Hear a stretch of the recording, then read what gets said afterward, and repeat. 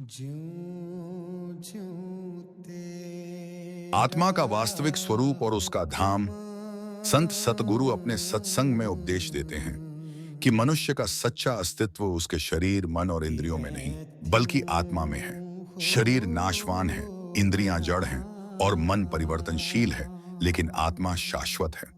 आत्मा कोई साधारण शक्ति नहीं, बल्कि परमात्मा का ही अंश है और इसलिए वह भी चेतन, अविनाशी और अजन्मा है।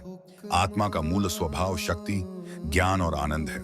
इसे न तलवार काट सकती है, न अग्नि जला सकती है और न ही जल गला सकता है। यह संसार में रहकर भी इस संसार की नहीं है, क्योंकि इसकी असली मंजिल इस नश्वर संसार में नहीं, बल्कि शाश्वत सत्यधाम में है, जिसे सतलोक, परम धाम या अनंत लोक कहा जाता है। यह आत्मा न किसी जाति, धर्म, रंग या देश की सीमा में बंधी है। यह न हिंदू है, न मुसलमान, न ईसाई, न सिख, न यह स्त्री है, न पुरुष, न बच्चा है, न बूढ़ा। आत्मा का कोई भौतिक स्वरूप नहीं होता, यह शुद्ध चेतना है। जिस दिन मनुष्य इस सत्य को समझ लेता है, उस दिन उसके जीवन में क्रांति आ जाती है।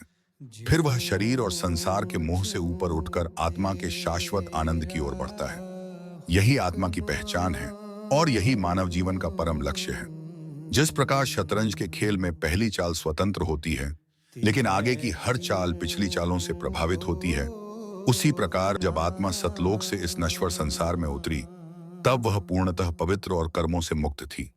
परंतु जैसे जैसे इसने कर्म किए, वैसे वैसे उन कर्मों का प्रभाव इसके भविष्य के कर्मों पर पड़ता गया। धीरे धीरे यह कर्मों के बंधन में बंधती चली गई और इन अनगिनत कर्मों की परतों ने आत्मा के वास्तविक प्रकाश को ढक दिया।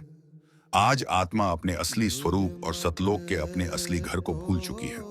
इसे अपनी दिव्यता का ज्ञान नहीं है, क्योंकि इसके किए हुए कर्मों का बोझ इतना अधिक हो गया है कि यह माया और भौतिकता में उलझकर अपने असली अस्तित्व से विमुख हो चुकी है। आत्मा के इस अज्ञान को मिटाने और इसे वापस अपने परम स्रोत से जोड़ने का कार्य केवल एक संपूर्ण संत सतगुरु की कृपा और उनके बताए मार्ग, नाम या शब्द की साधना से ही संभव है।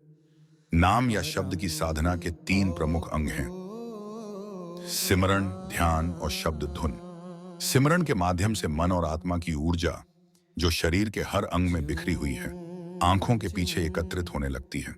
ध्यान के द्वारा आत्मा वहां स्थिर हो जाती है और सद्गुरु के स्वरूप का ध्यान करने से यह अंदर की यात्रा शुरू कर पाती है।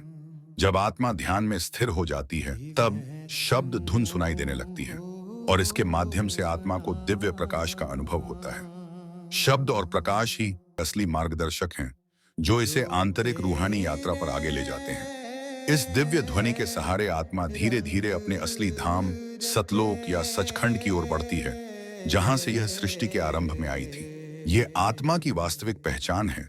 यह शरीर, मन, इंद्रियों और संसार के बंधनों से परे है। इसकी असली मंजिल परमात्मा से मिलन में है।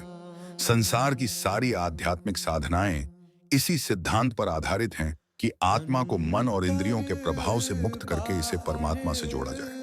यही एकमात्र सच्चा आनंद है, यही आत्मा की मुक्ति है और यही मनुष्य जीवन का परम लक्ष्य है।